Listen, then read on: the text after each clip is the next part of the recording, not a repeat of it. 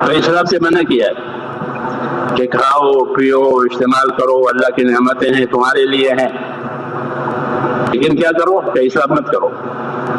اللہ کو اسراف کرنے والے پسند نہیں ہے، تو اسراف ہوتا ہے۔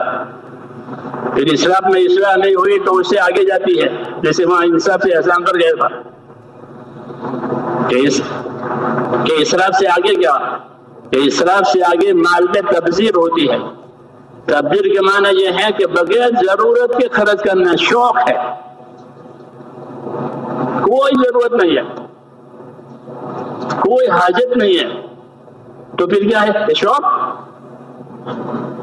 مبذر، شوق ہے، کوئی ضرورت نہیں ہے، میں لگا رہے ہیں، شوق ہے۔ تو فرمایا اس طرح مال خرچ کرنے والے جو ہیں وہ شیطان کے بھائی ہیں، اور شیطان اللہ کا ناشکرا ہے۔ تو حدیثوں میں ہے کہ جب حضور صلی اللہ علیہ وسلم پیدا ہوئے تو شیطان نے اپنے آدمیوں کو بھیجا کہ دیکھو کچھ ہوا ہے زمین میں، پتہ لگاؤ۔ تو پتہ لگا کر آئے کہ ایک نبی ہے، وہ پیدا ہوئے ہیں، وہ نبی بھی ہوں گے، اس کی امت بھی ہوگی، اور وہ اس طرح کام کریں گے۔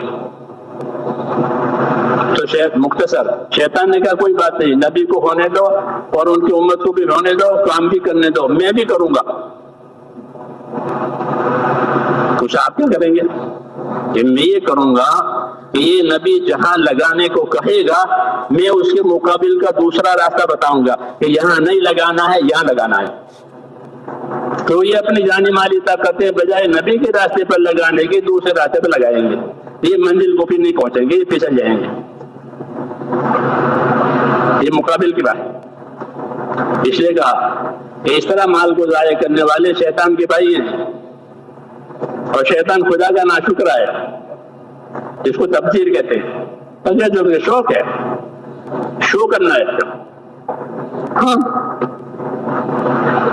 اس سے آگے مال کا کیا ہوگا کہ اس سے آگے جو مال جائے گا تبذیر کی بلا سے زیادہ سخت بلا، کہ پھر مال سے عیاشی آتی ہے، اس کو قرآن نے مترف کہا ہے۔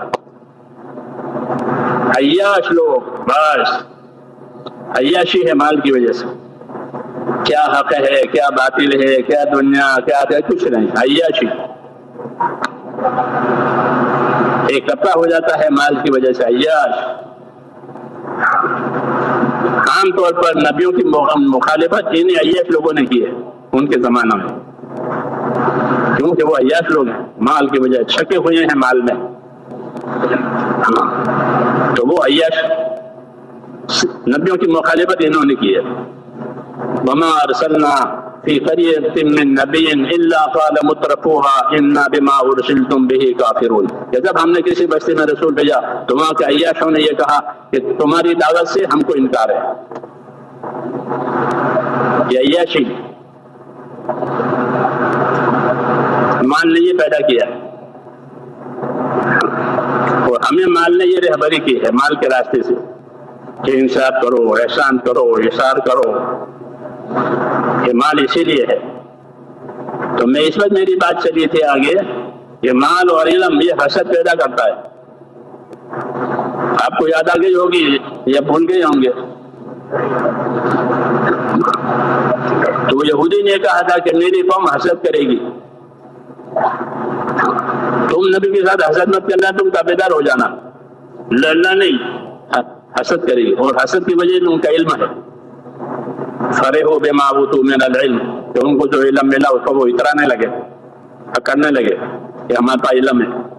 تو ان کا مال اور علم یہ دونوں بڑائی پیدا کرتے ہیں اگر صحیح تربیت نہ ہو، تو یہ اندر اکڑ پیدا کرتے ہیں، اور مال حق بات سمجھنے نہیں دیتا۔ جی ہاں، مال کی محبت میں وہ حق بات نہیں سمجھتا، ہاں اس کو مال کی محبت آڑے آتی ہے۔ اور مال دیا ہے قربانی کے لیے، کس کے لیے؟ کہ حق پر مال لگاؤ، حق پر مال لگاؤ، اور جتنا تم خرچ کرو گے اس سے زیادہ اللہ خرچ کرے گا تمہارے اوپر۔ انفق علیک، تو خرچ کر، خدا تجھ پر خرچ کرے گا۔ تو لوک بلا تو کی تو لوک نہ لگا، نہیں تو اللہ بھی لوک لگائے گا. یہ حکم دیا ہے کہ اللہ کے راستے میں خرچ کرنے سے کوئی فقیر نہیں ہوگا. اللہ کے راستے میں خرچ کر کے فقیر ہو گئے کیسا نہیں ہوگا. اللہ اس کو بڑا چڑھا کر کے دیں گے، برکت بھی دیں گے، بدلہ بھی دیں گے. حکم تو یہ تھا. لیکن مال حق بات سمجھنے نہیں دیتا. اس طرح علم بھی اگر علم سے بڑائی آئی ہے کہ میں جانتا ہوں، مجھے معلوم ہے، بڑائی آئی. علم بڑائی پیدا کرتا ہے. اس لیے کہتے ہیں کہ علم بھی لو اور اپنے سے بڑوں کی صحبت میں رہو تاکہ چھوٹے بنو.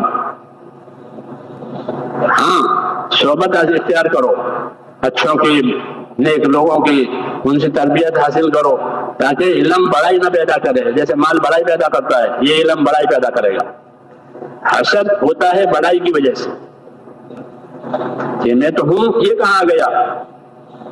میں یہاں کام کر رہا تھا، میں ذمہ دار تھا، یہ کہاں سے آ گیا؟ یہ حسد پیدا ہوا. اخلاص نہیں ہے. اخلاص نہیں ہوتا ہے تو حسد ہوتا ہے، اور اخلاص ہوتا ہے تو خوش ہو جاوے کہ میں اکیلا تھا، اللہ نے یہ بھیج دیا،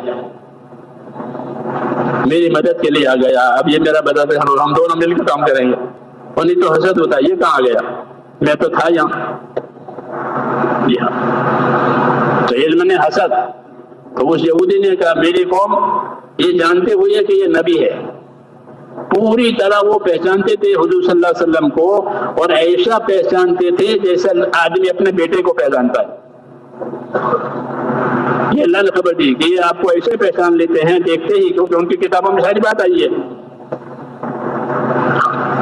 جیسے آدمی اپنے بیٹے کو پہچان لیتا ہے ایسے ہی پہچان لیتا ہے.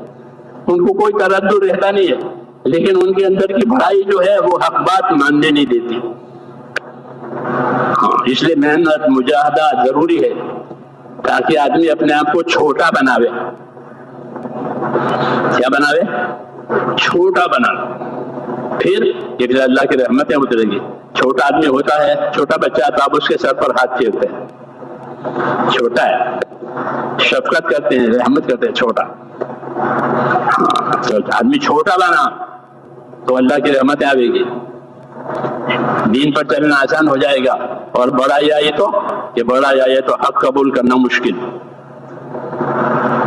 اس لیے محنت مجاہدہ کرایا جاتا ہے، اچھوں کی صحبت، اچھا ماحول، کہ بڑائی نہ آئے. تو ان میں بڑائی آئی تھی علم کی وجہ سے، اس لیے انہوں نے حضور صلی اللہ علیہ وسلم کے ساتھ حسد کیا.